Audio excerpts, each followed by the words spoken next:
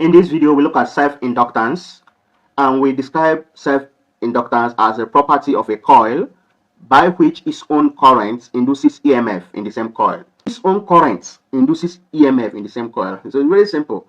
You see, when current, unlike the mutual inductance that we saw, that when current flows in one of the coils, it induces EMF, which affects the second one. So it generates a magnetic field, which affects the second coil. That is mutual induction. But in this case now, the current that passes through this coil, this single coil, induces EMF, okay, in the same coil itself. Okay, so very simple. So that's why we can represent L as mutual inductance, and we write it as this is N phi upon I. So this is the magnetic flux that will be generated here. So we say that magnetic flux is a collection of what? Magnetic field lines. So this is self-inductance. So the unit of this self-inductance is Henry. Henry, usually denoted with H, right? So N is the number of turns. N is the number of turns. I've explained this. Phi, I can say phi B, is a magnetic flux, okay, through one turn. So we're talking about turn of wire here. So magnetic what? Flux. Let's keep it at this. And I is that current producing the flux. I is the current which what produces the flux. So, and we can now see that this induced EMF, according to Lenz's law, is this minus L the I upon the T. Okay, so where L is self-inductance. Self-inductance. All right. So it means that if the current is given, it can be in terms of T. Current can be given as, let's say, I equals 3T squared minus T plus 4.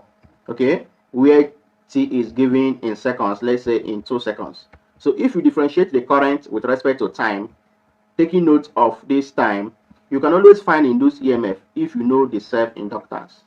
So I've explained the application of this formula. So the I upon the T. So if current is given in terms of T, you can always differentiate with respect to time. If the time is given, you input the time after the differentiation, then you multiply with the L if it is given. But if time is not given, after differentiation, just multiply it with this and you are there at the answer. For instance now, if I differentiate this now, I have that induced EMF is minus L. If I differentiate this, I'll have something like this. This is 6T. I differentiate this.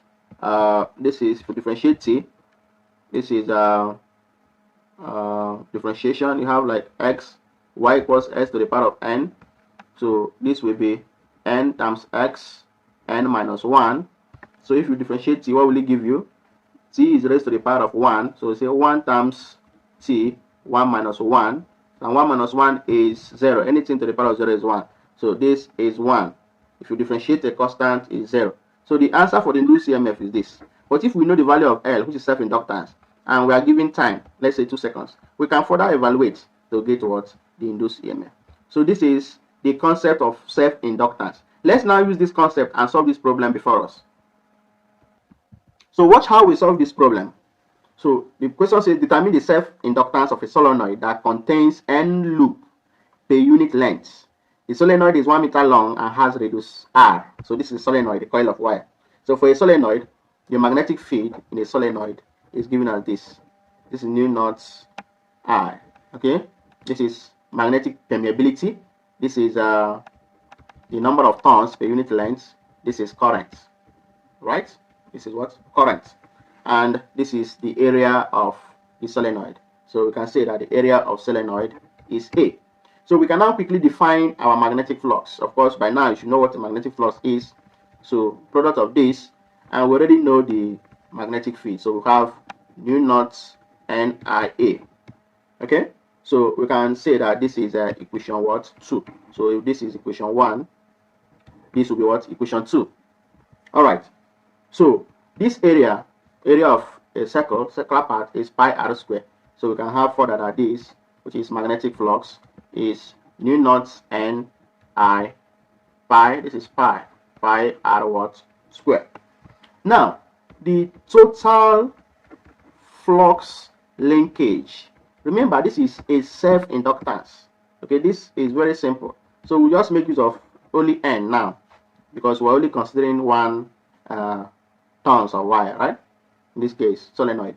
So we have phi B, and we've already gotten what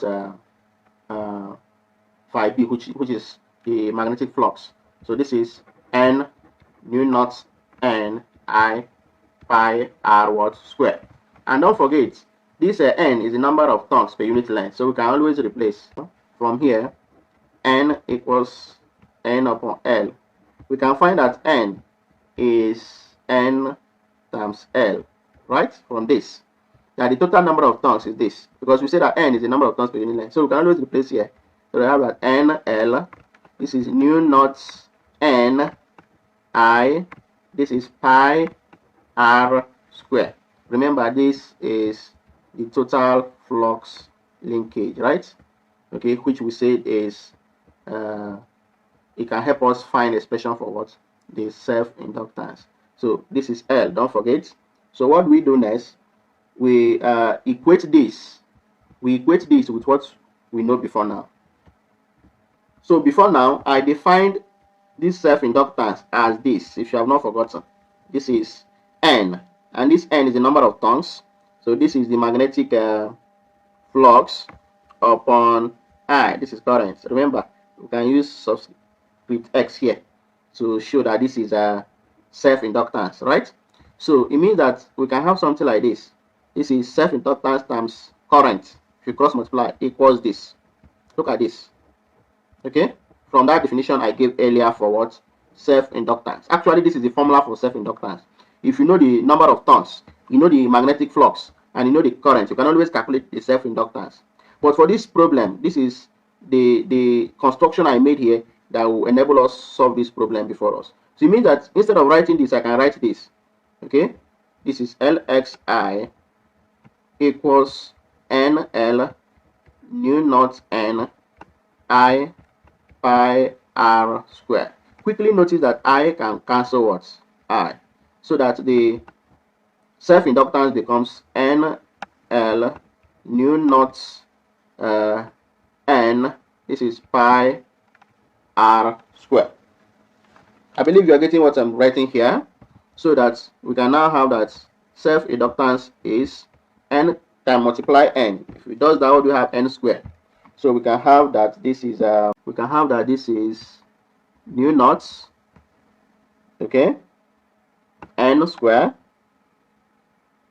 Then we have, if we have nu naught N square, so notice that this question is tricky. All right, so this is nu naught N times N is N square, so this is L.